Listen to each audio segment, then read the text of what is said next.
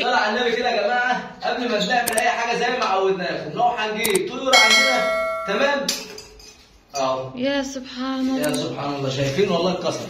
لا حول ولا قوة الا بالله. يلا الحمد لله خدت الشر وراح. الحمد لله.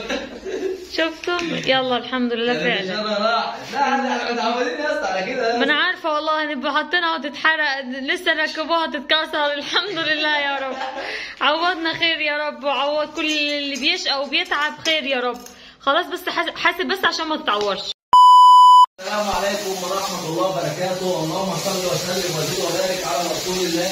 لا يحلى كلام إلا بذكر الرسول عليه الصلاة والسلام. عليه أفضل الصلاة والسلام. مصطفى أنا هعمل لكم عمايل، استنوا بس اوعى حد يروح عادي بعيد. أيوه بقى، الجديد شديد عند مصطفى وأمل، بس أهم حاجة تشجعونا كده باللايك والكلمة الحلوة والدعوة الحلوة من أحلى متابعين ومشتركين قناة مصطفى وأمل. عايزين نوصل بيكم للمليون، يعني إحنا نفسنا بس والله. أنتوا بس تحاولوا إن أنتوا تشجعونا عشان نقول لكم كل اللي عندنا ونقدم لكم كل الافكار اللي انتم محتاجينها. بالله عليكم احنا بنظبط في ايه؟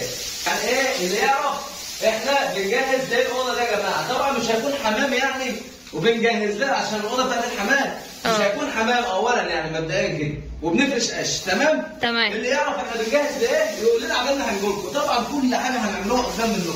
احنا واحده واحده كده ايه يا جماعه، مسكنا الاوضه دي عقمناها ورشيناها بالفينيك ورشينا كلور وظبطناها وكنسناها وحضرناها للحاجه اللي احنا هنحطها فيها. وطبعا مصطفى برضو يعني ربنا يديه الصحه بيحاول ان هي يفرشها لنا كلها كده قش زي ما احنا شايفين مع بعض. واحنا بعد ما فرشنا قش خلاص في شويه نشاره كمان كده على الوش.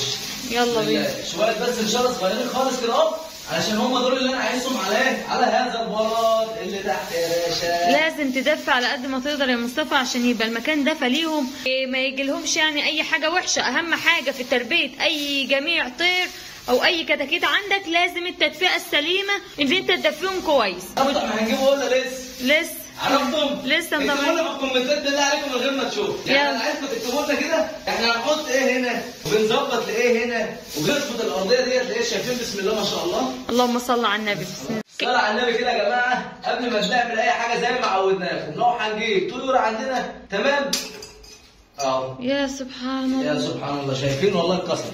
لا حول ولا قوة الا بالله. يلا الحمد لله خدت الشر وراح. الحمد لله.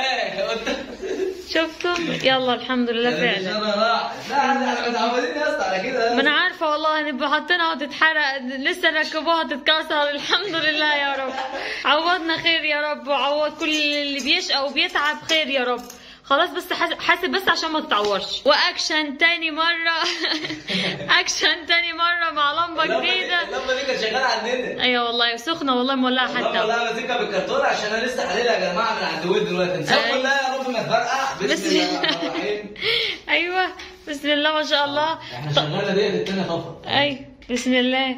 ايوه كده الله ينور عليك. احنا ملبوسه ولا ايه؟ الحمد لله. بصوا يا جماعه اول حاجه هنعمل ايه؟ حطينا اكلنا، حطينا شربنا، حطينا الكهرباء بتاعتنا اللمبه دي يا جماعه هنقعدها 5 ساعات بالاقل خالص تدفي الايه؟ تدفي الاوضه. طب بعد ما نجيب الاوضه تعالوا نشوف هنعمل ايه. نلاقي كده كاننا الاوضه وهدينا الدنيا وظبطنا الكلام. عايزين نوسع للبط بتاعنا ده. تمام؟ طيب والمكان ده هنسيبه فاضي؟ لا يا باشا لسه الفيديو كله جاي طويل. المكان ده هنغرقه حاجات بفضل ربنا سبحانه وتعالى. تعالي بس الكرتونه الجميله ده. يلا بينا. بسم الله ما شاء الله. اللهم صل على النبي. نلم البط ازاي حبايبنا؟ نلم البط في الكرتونه بالطريقه اللي انا وريتها لكم دي. كده وسعنا المكان. يا مسهل. اللهم صل على النبي يا مصطفى. بسم الله ما شاء الله. اهو البط يا جماعه. ما شاء الله ما شاء الله. بسم الله ما شاء الله. ايه رايكم؟ حاجه يعني ما شاء الله. تربيه مصطفى وامل المسكوف الاصلي يا جماعه، عشان اللي عايز يعرف برضه واللي بيشوفنا لاول مره. يا مسهل الحال. يلا يا حاجات. يلا يا حبيبي يلا بسم الله. على فكره يا جماعه اللي يعرف تربيه البط المسكوف الاصلي يعرف ان هو يا جماعه سر تربيته في المكان الواسع. وسعت له المكان واديته البراح اللي هو عايزه. بسم الله ما شاء الله زي ما احنا شايفين كده. الاوضه الله اكبر عليها يعني ما شاء الله ما شاء الله. يا رب يطرح فيها البركه ويزيد ويبارك. طبعا هو مستغرب المكان تمام، لكن بعد كده هتلاقوه بسم الله ما شاء الله زي ما انتم شايفين هتلاقوه بيتفرد. انا ليه بهشه كده؟ علشان ياخد على المكان كله. حطينا له القش، حطينا له النشاره، حطينا له التبن بتاعه، الدنيا ظبطناها له. ميته جنبه، اكله جنبه، ما شاء الله لا حول ولا قوه الا بالله. البط المسكوف البيور اللي انتم شايفينه قدامكم ده النهارده معانا عمر 15 يوم، ما شاء الله لا حول ولا قوه الا بالله. عمر 15 يوم. شايفين البط قد ايه؟ طبعا عشان اللي ما يفكرنيش جاي بيكتب، تعالوا شوفوا تفاصيل البط. لسه الريشه الصفراء تمام، الضفر لسه اللي ما بانش، شايفين؟ ايوه تمام. يا رب يكون واضح معاكم الضفر، ما بانتش لسه. طبعا ما فيش ريش هنا في الجناح خالص اهو، ما فيش اي حاجه. شايفين؟ لسه يا جماعه البطه بسم الله ما شاء الله حاجه كده صغيره، حاجه زي العسل وقد كف الايد، شايفين؟ وتعدي كمان كف الايد يا جماعه. بسم الله ما شاء الله. تابعوا معانا لحد نهايه الدوره عشان لسه في خلطات تسمين ولسه اللي جاي جديد، وتابعوا معانا ويلا بينا. يا جماعه المكان ده طبعا احنا عارفين طيورنا الحمد لله ولا فيها مرض ولا فيها اي حاجه، عشان كده انا بفرش النشاره بتاعتي على الفرشه القديمه بتاعت البط، مفيش اي مشكله خالص. تمام؟ طيب هنحط هنا ايه بقى يا جماعه؟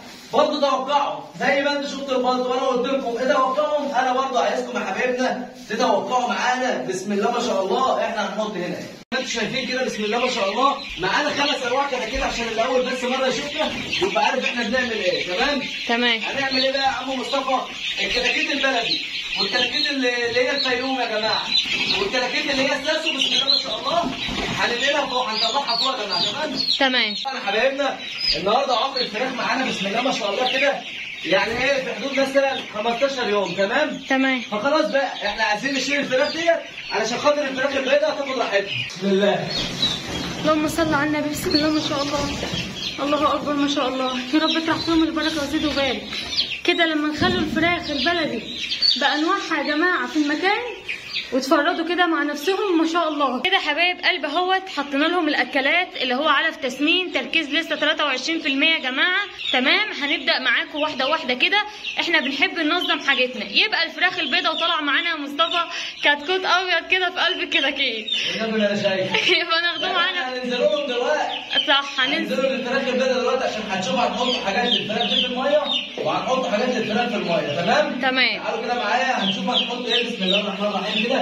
انا يا جماعه بوزع لهم المسائل. معانا ايه بقى يا حبايبنا؟ زي ما انتم شايفين كده اهو بسم الله ما شاء الله. ده يا جماعه رافع مناعه ومضاد سموم، بنحط 10 سم على ايه؟ على 2 لتر من الميه. تمام؟ رافع مناعه ومضاد سموم يا جماعه علشان خاطر الفيروسات اللي ماشيه في الجو الايام ديت، خلوا بالكم من الفيروسات دي يا حبايبنا. تمام؟ ربنا يسترها معانا ومعاكم يا رب. لان الانفلونزا الطيور يا جماعه بتمشي في الايام ديت، الايام دي كلها فيها انفلونزا ايه؟ فيها انفلونزا الطيور. فطبعا لما تنقل حاجتك من مكان لمكان على قد ما تقدر على قد الامكان ابقى حط لهم اللي هو الحاجات اللي هي ترفع شهيتهم وترفع معانتهم. تمام؟ تمام. المناعه اهم حاجه يا جماعه. تعالوا بسم الله الرحمن الرحيم. اهم حاجه في الفتره دي يا حبايب قلب رفع المناعه على قد ما تقدر زي ما مصطفى قال لكم.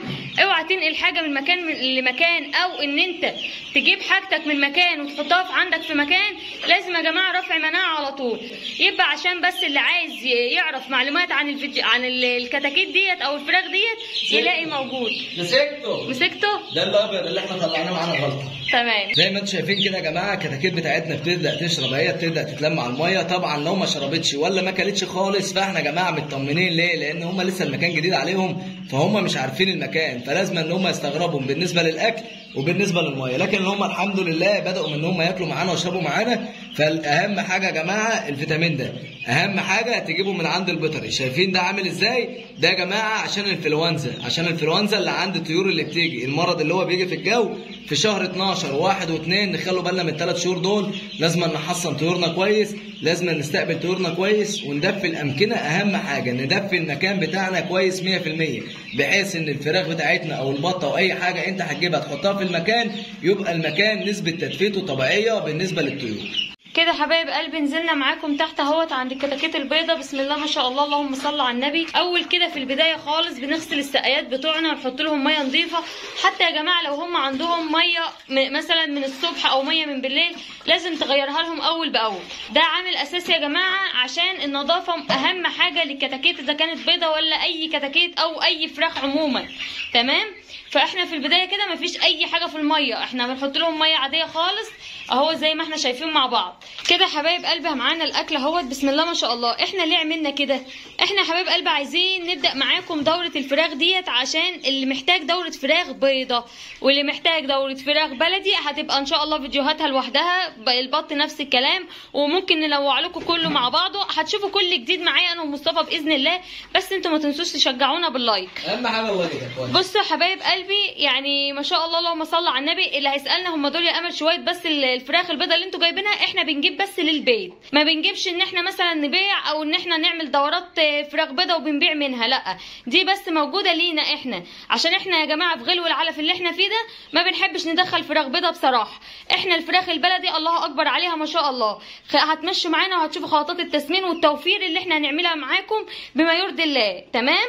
يبقى يا جماعه اللي بيسال انتوا اللي قدامكم دول ايه يا امل نظامهم، دول يا جماعه احنا من البدايه خالص قايلين احنا مش من النوع اللي بندخل دورات فراخ بيضه عشان للبيع والكلام ده او الاستثمار او المشاريع. بص يا حبايبي، اللي سالنا دلوقتي واللي بيسال واللي بيفكر طب احنا شلنا الفراخ ليه او نقلنا الفراخ ليه، طبعا انا عندي اخر المكان كده، فالمكان كده عندي محكوم. تمام؟ تاني حاجه حبايبنا بسم الله ما شاء الله عندكم الفراخ البيضه كده خلاص، يعني بسم الله ما شاء الله بدات ان هي هغير لها من علف ناعم لخشن، فالخطوات اللي جايه ما ينفعش تبقى الفراخ الثانيه معاها، لكن الفراخ الثانيه لسه هتقعد شهر كامل تاكل في علف ناعم، لكن دي خلاص ان شاء الله 5 ايام ولا حاجه باذن الله ولا 10 ايام ان شاء الله هنبدا ندخل لها علف خشن. فعرفت دلوقتي احنا نقلنا الفراخ اللي هي الساس والفراخ البلدي والفراخ الفيومي ليه؟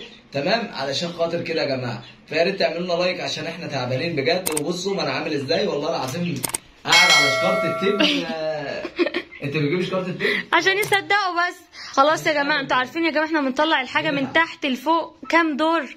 بنتعب والله 6 ادوار، طالع نازل طالع نازل. صباح الفل، اعملوا لنا لايك عشان خاطر نمشي معاكم بقى بقيه الخطوات، واستنظرونا في اللي جاي ان شاء الله. اللي جاي كله هيكون فضل خير ان شاء الله علينا وعليكم، وربنا يرزقنا ويرزقكم جميعا، وصباحكم مليان بالتفاؤل ونهاركم سعيد، والسلام عليكم ورحمه الله وبركاته.